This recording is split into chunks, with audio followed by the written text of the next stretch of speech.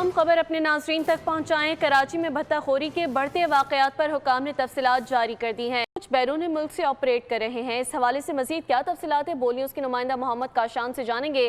کاشان بتائیے گا۔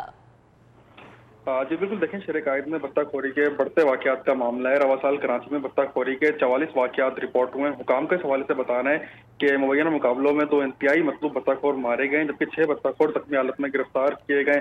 رواں سال بطخ خوری کے 30 سے زائد مقدمات میں ملزمان کی شناخت ہو چکی ہے، جبکہ 44 مقدمات پر 80% تحقیقات مکمل کر لی گئی ہے۔ بطخ خوری کے واقعات میں 60 سے زائد افراد ملوث پائے گئے ہیں اور بطخ خوری میں ملوث 36 ملزمان کو مختلف کارروائیوں کے دوران کراچی کے دیگر علاقوں سے گرفتار کیا گیا ہے۔